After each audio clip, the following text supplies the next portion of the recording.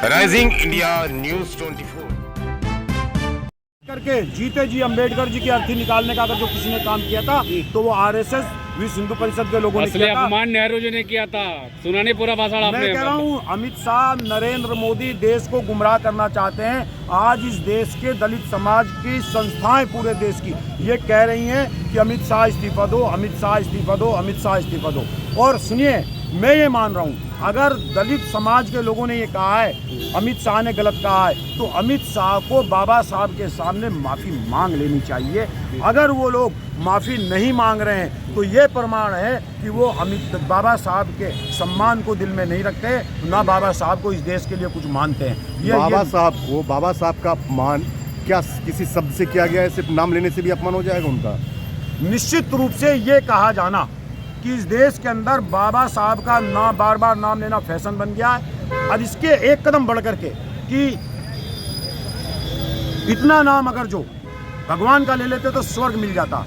मैं ये मानता हूँ उन लोगों के लिए बाबा साहब धरती के भगवान से कम नहीं है जिनके कमर के ऊपर झाड़ू बांधी जाती थी। देखिए ये उन लोगों के लिए, सुन लीजिए पहले, उन लोगों के लिए बाबा साहब भगवान से कम नहीं है जिनको दरवाजे खोलने के लिए स्वर्णों से पूछा जाता था कि यहाँ से दरवाजे खिड़की खोले या नहीं खोले। उन लोगों के लिए बाबा साहब भगवान हैं जिन लोगों के लिए घोड़ी पर बैठने पर घोड़ी के पैर तोड़ दिए जाते थे, दूल्हे के पैर तोड़ दिए जाते थे, जिनको दोयम दर्जे का जानवरों से बदतर नागरिक समझा जाता था उनको घोड़ी पे बैठने का अधिकार दिया, संसद में जाने का अधिकार दिया, उनको कपड़े पहनने का अधिकार दिया, उनको स्कूलों में जाकर के शिक्षा हासिल करने का अधिकार दिया। तो ये सारी चीज़ें कहीं ना कहीं धरती पे ऐसे लोगों के लिए जो दबे कुचले हैं उनके लिए वो भगवान से कम नहीं है। और बार बार उनका नाम लेना मैं ये मानता हूँ कि धरती पे स्वर्ग मिलने के बराबर है। और अमित शाह ने यही अपमान किया है और ये अमित शाह ने नहीं किया, ये लेकर के अंग्रेजों के समय से और आज तक कहीं ना कहीं बाबा साहब का अपमान भारतीय जनता पार्टी ने भी नहीं किया। क्या अपमान अमित शाह ने उस भाषण में भी कहा है कि नेहरू जी और कांग्रेस लगातार बाबा नहीं किया। मैं करती रही है। मैं आपसे एक बात कर रहा हूँ, जबरदस्ती आज़ादी के बाद बाबा नेहरू जी इतने ताकतवर नेता थे कि वो चाहते तो संविधान सभा का अध्यक्ष किसी और को बना देते। नेहरू जी ने संविधान सभा का अध्यक्ष बाबा अंबेडकर को बना करके ये साबित किया था कि इस देश के अंदर दलितों के साथ जो अत्याचार हो रहा है उसको बाबा साहब की कलम से इंसाफ मिलेगा और ये देश दलितों के साथ, माइनॉरिटी के साथ, अगड़ों पिछड़ों के साथ बराबर का सम्मान देगा। ये नेहरू जी की सबसे बड़ी देन थी। रही बात हिंदू कोड बिल का विरोध किसने किया? हिंदू, जो बाबा साहब का सबसे बड़ा ड्रीम प्रोजेक्ट था हिंदू कोड बिल का, उसका अपमान कहीं ना कहीं इनके जो नेता रहे हैं, जो संसद पे थे, उन्होंने क्या?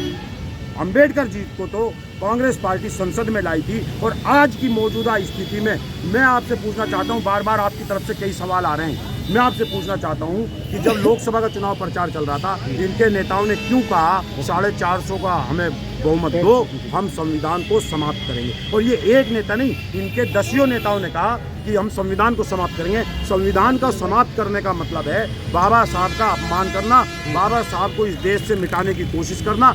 ये इस देश अपमान हुआ तो बीजेपी के जो बहुजन सांसद हैं वो चुप क्यों हैं?